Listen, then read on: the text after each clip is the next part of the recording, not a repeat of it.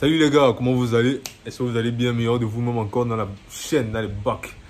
Aujourd'hui, on va parler de quoi? On va parler de comment faire pour avoir un esprit éveillé dans le monde professionnel. Négo, je sais que là où tu te trouves, tu as sûrement des choses qui t'arrivent dans ton travail et tu ne te rends pas compte à quel point c'est toi qui es la cause des problèmes que tu as. Je vous ai parlé la dernière fois du gars qui s'est fait des ennemis inutilement, c'est-à-dire qui venait et qui cherchait toujours à montrer qu'il était meilleur que les autres, au lieu de chercher le moment opportun pour allumer son étoile et briller de mille feux. Aujourd'hui, je vais te parler des 5 commandements que tu dois observer quand tu es dans une entreprise. Premier commandement, ne révèle jamais combien tu gagnes. Jamais, au grand jamais, tu ne dois dire à tes collègues, à tes membres de ta famille, à ta femme, personne ne doit savoir combien tu gagnes. Le moment où tu vas savoir combien tu gagnes, tu vas t'ouvrir à beaucoup de merde. Pourquoi? Les gens sont en compétition constante avec toi. Et dans ce monde de l'entreprise là, c'est pour exemple que quelqu'un est là depuis 4 ans, il gagne un certain montant. Et toi, tu es venu depuis 1 an, tu gagnes plus que lui. Dis-moi, négro, comment est-ce qu'il va prendre ça? Tu crois qu'il va sourire et qu'il sera content? Ah, tiens, gars, non. Il va te détester. Et qu'est-ce qu'il va faire quand il va te détester? Il va te saboter. Il va tout faire pour que soit ton salaire soit réduit, soit pour qu'on te chasse, ou soit que tu meurs.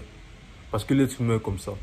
J'ai l'habitude de voir ou de parler que du mauvais côté des gens, mais c'est parce que 99% des gens sur Terre sont mauvais. Et quand je dis mauvais, je ne parle pas uniquement du composant humain. Tout le monde a une part de mauvais en lui.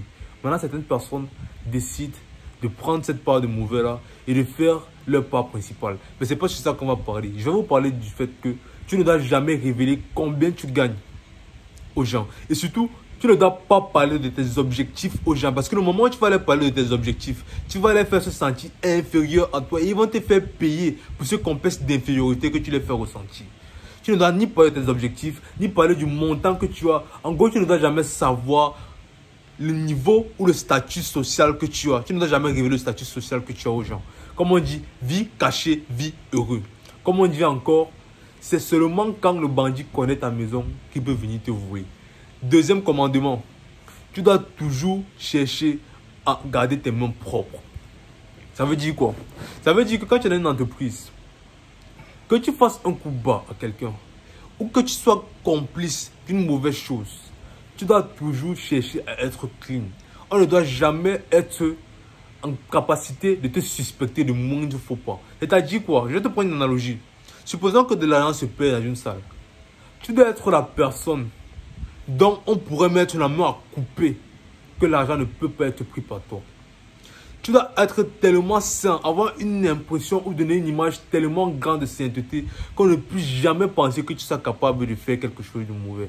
Et quand tu auras cette image-là, tu pourras manipuler la réalité pour faire ce que tu désires. Parce que quand les gens ne croient pas que tu es capable de faire des choses mauvaises, ils ne peuvent pas conceptualiser que tu fais ces choses mauvaises-là. Et c'est parce que t'encourager à faire des mauvaises choses. Ce que je t'encourage, c'est à avoir une bonne image. Mais si tu arrives à avoir cette bonne image-là, tu auras une plus grande flexibilité sur les choses que tu pourras faire. Troisième commandement quand tu es en entreprise, ne viens jamais en retard. Qu'est-ce que je veux dire par ne viens jamais en retard? Je ne parle pas ici d'heure, négro. Ne viens jamais en retard à la fête. Quand c'est le moment de briller, quand c'est le moment d'allumer sa lumière, quand c'est le moment de montrer tes capacités, ne sois jamais la personne qui soit à la traîne. Ne sois jamais la personne qui soit en dessous de la moyenne. C'est-à-dire quoi? Il faut toujours que tu sois quelqu'un qui, quand on met les yeux, quand c'est le moment de regarder, qui se démarque du lot. Tu ne dois pas être ordinaire. Quand je parle de retard ici, je ne parle pas uniquement d'un négro. Je parle de la capacité que tu as à montrer tes compétences. Tu dois toujours être au-dessus de la masse. Tu ne dois pas être en retard. Tu dois être en avance par rapport aux autres.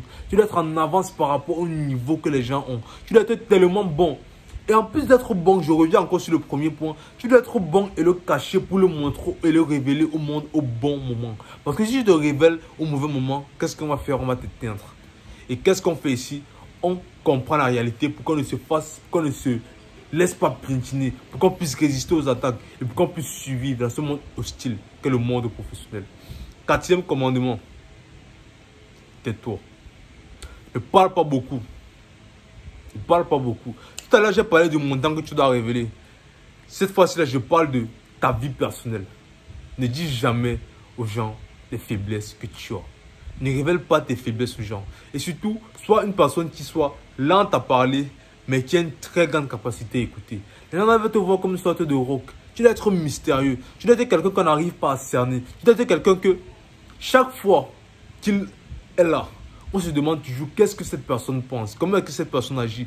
On ne doit pas être capable de te prévoir. Tu dois être imprévisible. Tu dois être quelqu'un de vraiment mystérieux. Quelqu'un qui est incontrôlable. Et comment est-ce que tu peux développer cette aura d'incontrôlabilité, pardon? Tu dois te taire, tu dois observer, tu dois toujours faire ce qu'on t'a demandé de faire. Tu ne dois pas chercher à vouloir plus, tu ne dois pas chercher à vouloir moins. Jusqu'au moment où ce soit le bon moment de vouloir plus et de faire plus.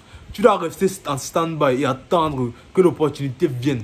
Parce que si tu viens avant l'opportunité, tu ne pourras pas la saisir.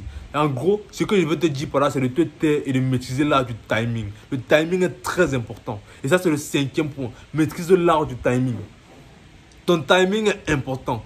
Le timing avec lequel tu fais les choses est important dans le monde de l'entreprise. Si par exemple, tu as une idée à proposer à quelqu'un, à ton boss par exemple, si tu lui proposes ça après qu'il se soit fait engueuler par exemple par lui, son patron, tu vas te faire chier dessus. Or si tu lui proposes ça après que lui il soit satisfait par le travail que vous avez fait, il va pouvoir t'écouter. Donc maîtrise là du timing, non seulement dans le monde professionnel, mais dans ta vie en général. Aie du bon timing. Sache quand faire les choses. Et pour avoir le timing là, négo, viens en coaching avec moi. Ici, là, comme je vais le mettre ici, je vais t'apprendre toutes ces bases et je vais te montrer exactement comment avoir là du timing et surtout comment faire pour résister dans ce monde froid et cruel qu'est le nôtre. J'espère que la vidéo vous a plu, les gars. Je vous aime. Check.